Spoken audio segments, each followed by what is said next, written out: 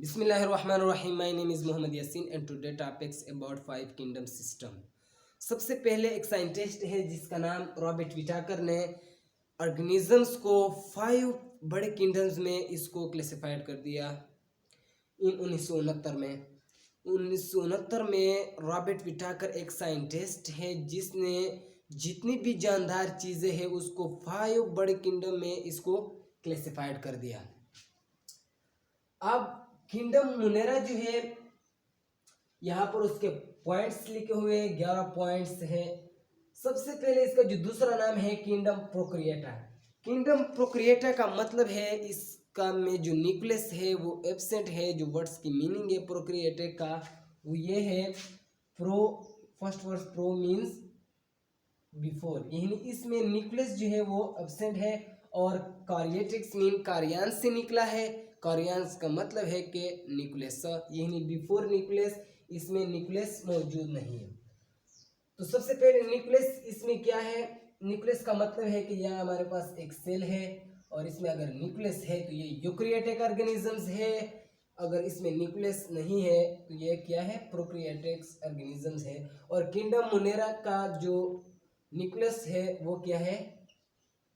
Absent है। Cell के अंदर न्यूक्लियस नहीं होता, इसका न्यूक्लियर इन्वॉल्व नहीं होता। तो ये फर्स्ट हेडिंग्स थी, इसमें क्या न्यूक्लियस क्या है हमारे पास? एब्सेंट है। दूसरा headings membrane bonded organelles. Membrane bonded organelles का क्या मतलब है? यहाँ पर मेम्ब्रेन बॉन्डेड ऑर्गेनेलिस का मतलब ये है कि ये हमारे पास एक सेल है, ये हमारे पास एक न्यूक्लियस है और यहाँ पर हमारे पास माइटोकॉन्ड्रिया है, यहाँ पर हमारे पास क्लोरोप्लास्ट है, यानी यहाँ पर हमारे पास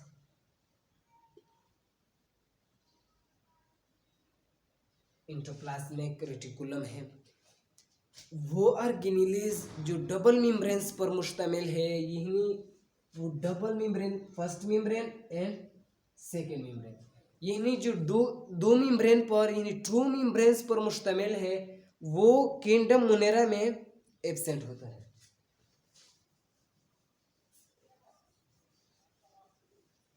जो डबल मेम्ब्रेन बॉन्डेड ऑर्गेनेलिस जो है वो क्या है? किंगडम मुनेरा में एब्सेंट है। उसके बाद जो हेडिंग्स है ऑटोट्रॉफिक और हेटेरोट्रॉफिक। सबसे पहले हमें यह समझना चाहिए कि ऑटोट्रॉफिक क्या होता है और हेटेरोट्रॉफिक। ऑटोट्रॉफिक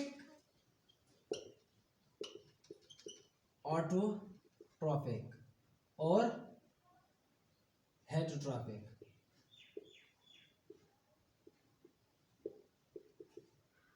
ऑटोट्रॉफिक वो ऑर्गेनिजम्स हैं जो अपनी खुराक खुद तैयार कर सकते हैं, यानी प्रेजेंट क्लोरोफिल होगा तो अपना खुराक खुद तैयार कर सकेगा, क्लोरोफिल। इसके बाद हेटेरोट्रॉफिक्स हैं। हेटेरोट्रॉफिक्स वो ऑर्गेनिज्म होते हैं जिसमें एब्सेंट ऑफ क्लोरोफिल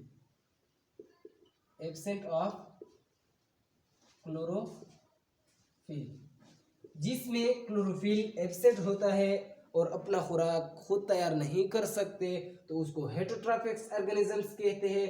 और जो खुराक खुद तैयार करे तो उसको ऑटोट्रॉफिक कहते हैं। सबसे बड़ा वजह ये है कि उसमें क्लोरोफिल मौजूद होता है तो वो ऑटोट्रॉफिक है। अगर क्लोरोफिल एब्सेंट है तो हेटेरोट्रॉफिक है। क्लोरोफिल क्या है? ये एक ऑर्गेनिक्स कंपाउंड है, ऑर्गेनिक कंपाउंड।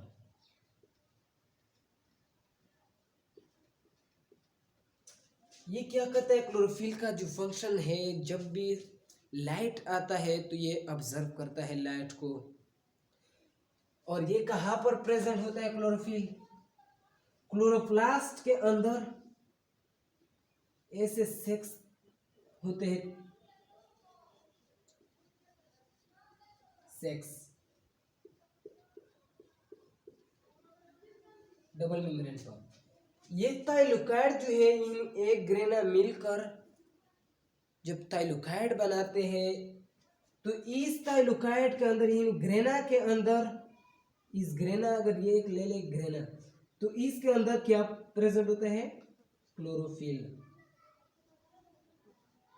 क्लोरोफिल ग्रेना के अंदर मौजूद होता है, थाइलोकाइड्स के अंदर, ग्रेना के अंदर क्लोरोफिल मौजूद होता है। तो ये था क्लोरोफिल और था हेटरोट्रॉपिक और ऑटोट्रॉपिक।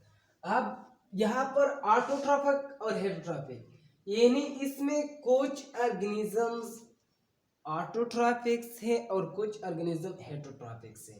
यानी अगर हम इसकी एग्जांपल ले ले कि ऑटोट्रॉपिक जो है वो सियानोबैक्टीरिया है, सियानोबैक्टीरिया, और हेटरोट्रॉपिक बैक्टीरिया, ये ऑटोट्रॉपिक है और ये हेटरोट्रॉपिक्स है। तो यानी कुछ ऑर्गेनिजम्स किंगडम मोनेरा में या किंगडम प्रोक्रिएटा में कुछ ऑर्गेनिज्म ऑटोट्रॉपिक होते हैं और कुछ ऑर्गेनिज्म हेटरोट्रॉपिक होते हैं। इसके बाद सेलवाल है। सेलवाल, सेलवाल का क्या मतलब? लेयर। सेल की जो वाल है, दीवार है सेल की, इसको सेलवाल कहा जाता है। अब इसका जो सेलवाल है, यानी यहाँ पर हम बैक्टीरिया ले लेते हैं, ये हमारे पास बैक्टीरिया है।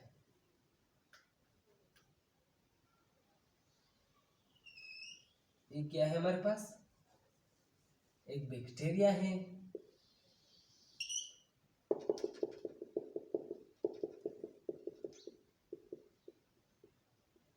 बैक्टीरिया, इसका जो सेलवाल है, ये फर्स्ट लेयर जो है, फर्स्ट बाउंड्री उसके सेल का,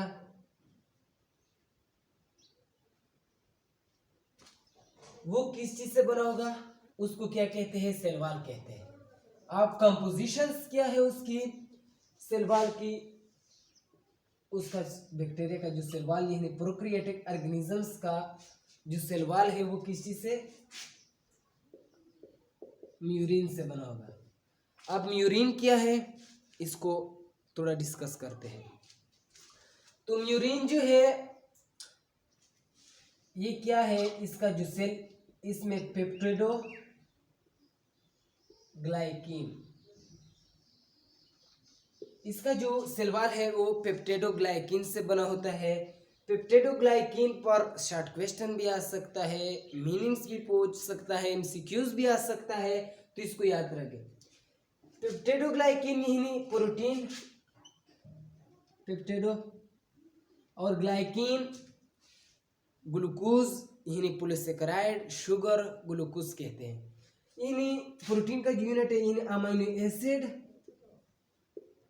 अमीनो एसिड, और ग्लूकोज यानी शुगर, पॉलीसेकेराइड, ग्लाइकिन बना क्या कहते हैं? पॉलीसेकेराइड, ग्लाइकन, शुगर, मिलकर म्यूरेन बनाता है। म्यूरिन बनाता है किसका? सेलवाल जो है वो म्यूरिन पेप्टिडोग्लाइकिन से बना होता है, यानी अमीनो एसिड और शुगर मिलकर प्रोक्रिएटिक ऑर्गेनिजम्स का सेलवाल बनाता है। इसको याद रखना चाहिए। इसका क्या? किसी से? म्यूरिन। इसके बाद जो पॉइंट्स है क्रोमोसोम्स, अगर हम क्रोमोसोम की बात करें, यानी प्रोक्रिएटिक का मोनेरा ऑर्गेनिजम्स जो मोनेरा में पाए जाते हैं, यानी प्रोक्रिएटिक ऑर्गेनिजम्स की अगर हम क्रोमोसोम की बात करें,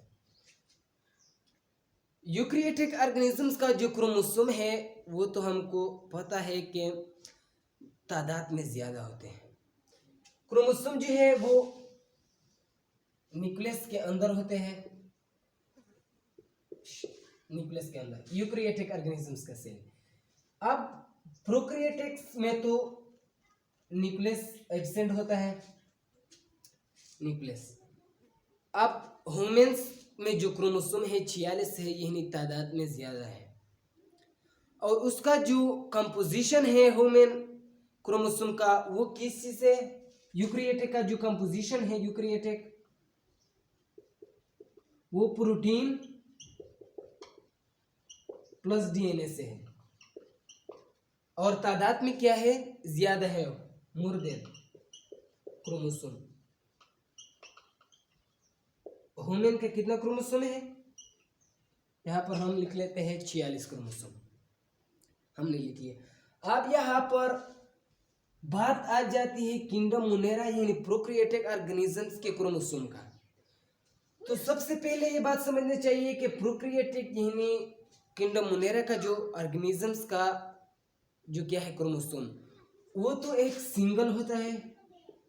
फर्स्ट पॉइंट कि वो क्या होते हैं, सिंगल होता है, सिंगल।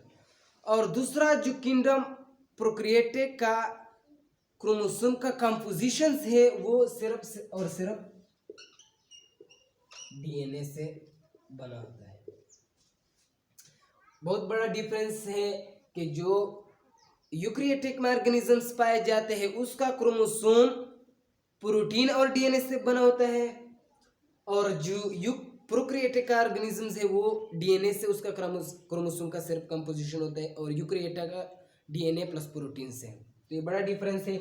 और उसमें मोर देन क्रोमोसोम पाए जाते हैं, यानी 2 3 4 5 6 7, पोटैटो का 18, यानी ऐसे है, फ्रॉक का 24 है, का 24 है, और ह्यूमन का 46 क्रोमोसोम है, यानी 1 से ज़्यादा है। और इसमें सिर्फ ओनली 1 क्रोमोसोम पाया जाता है, ओनली 1 क्रोमोसोम। तो ये था क्रोमोसोम। किंगडम मोनेरा का जो क्रोमोसोम है वो किस चीज से बना होता है, सिर्फ डीएनए से बना होता है, और उसमें सिंगल क्रोमोसोम होता है। इसके बाद राइबोसोम है। राइबोसोम यूकैरियोटिक का राइबोसोम जो है, यानी हमारे बॉडी का जो राइबोसोम है वो है यूकैरियोटिक ऑर्गेनिजम्स का 80S का, और जो प्रोकैरियोटिक का है वो 70S का है। इसमें भी डिफरेंस है, और यूकैरियोटिक का जो है वो 80S का है। राइबोसोम, ये है राइबोसोम की स्ट्रक्चर, ये है राइबोसोम की स्ट्रक्चर, स्मॉल सब यूनिट और लार्ज सब यूनिट। और राइबोसोम फॉर एग्जांपल सिंपल ले लेते हैं कि ये हमारा राइबोसोम है, और लार्ज स्मॉल सब यूनिट और लार्ज सब यूनिट का दरमियान जो अटैचमेंट है ये किस चीज़ की वजह से है, मैग्नीशियम्स की वजह से है। तो ये था किंगडम मोनेरा का राइबोसोम 70S का, और इसका जो अटैचमेंट है स्मॉल सब यूनिट का, ये मैग्नीशियम इसके अंदर है। इसके बाद रिप्रोडक्टिव प्रोसेस, हमारे बॉडी में माइटोसिस और मियासिस का प्रोसेस है, यानी यूकैरियोटिक ऑर्गेनिजम्स में माइटोसिस और मियासिस का प्रोसेस है, और यहाँ पर जो प्रोसेस है वो माइटोसिस और मियासिस नहीं है। उसके लिए न्यूक्लियस का होना चाहिए, राइबोसोम का यानी क्रोमोसोम का ज़्यादा होना चाहिए। और इसका जो डिविजन्स है ये नोमाइटोसिस, इसमें नोमाइटोसिस नोमियासिस दोनों प्रोसेस नहीं है जो सेल डिविजन्स होना है इसका जो सेल डिवाइड होता है वो बाइनरी फिजन्स,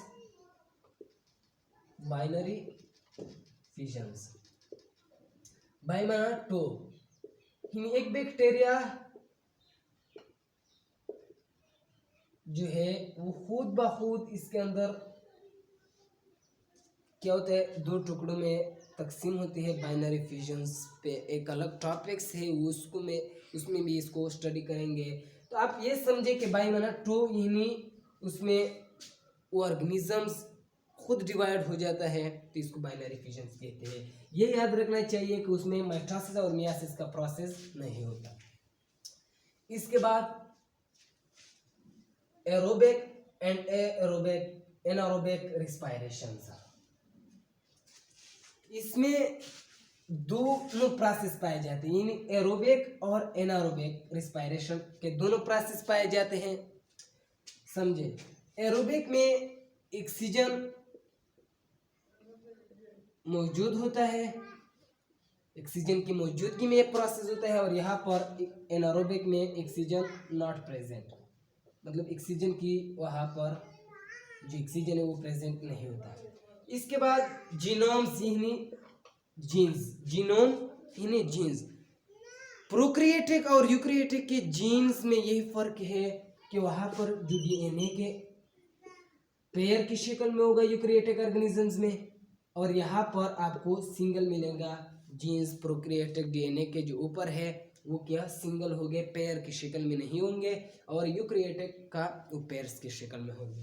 इसके बाद है they are microscopic organisms. Microscope से ये है कि ये अपने नेक्स्ट आई से नहीं देख सकते, इसको हम किस चीज से देखेंगे, माइक्रोस्कोप से। इसलिए माइक्रोस्कोप एक इंस्ट्रूमेंट है,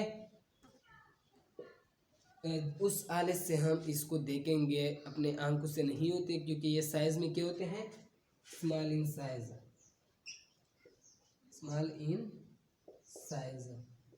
तो ये आज का टॉपिक्स था किंगडम मुनेरा। अगला जो है किंगडम प्रोटिस्टा, उस पर भी टॉपिक देंगे।